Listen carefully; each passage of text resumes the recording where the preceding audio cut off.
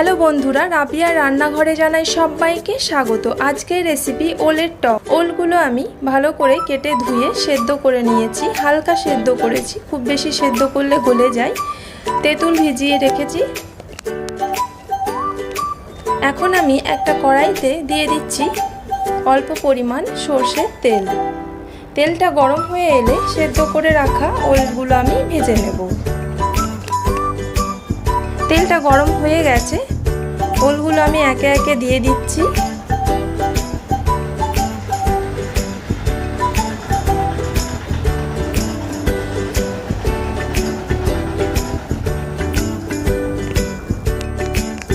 সব দিয়ে দিয়েছি, এবারে আমি উল্টে পাল্টে ভেজে নেব। একটা দিক হয়ে গেছে, আমি এবার উল্টে দিচ্ছি।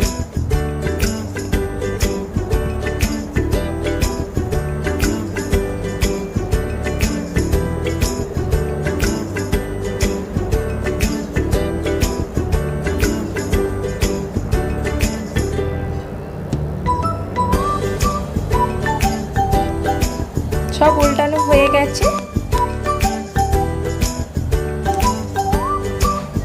ওল ভাজা আমার কমপ্লিট, এবারে তুলে নিচ্ছি।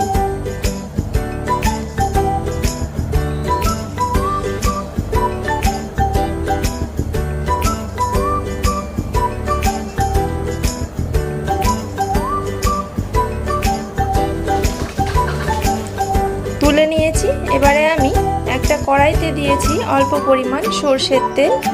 তাতে দিয়ে দিলাম অল্প 5 ফোড়ন। একটা শুকনো লঙ্কা ভেঙে আমি দিয়ে দিলাম এর মধ্যে, একটু নেড়ে নেব।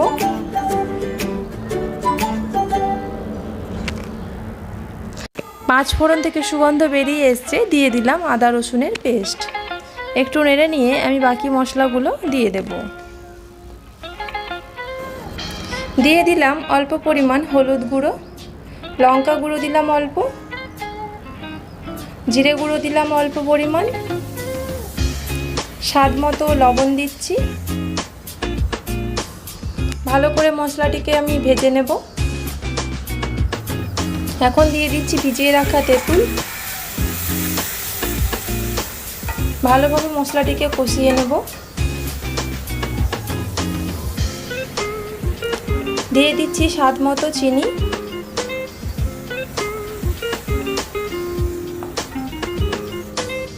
মশলাটা আমার কষা হয়ে গেছে, এবারে আমি পরিমাণ মতো জল দিয়ে দিলাম।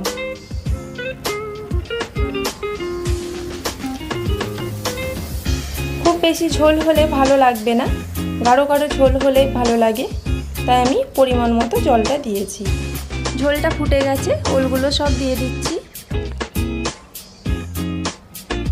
একটু নেড়ে নেব।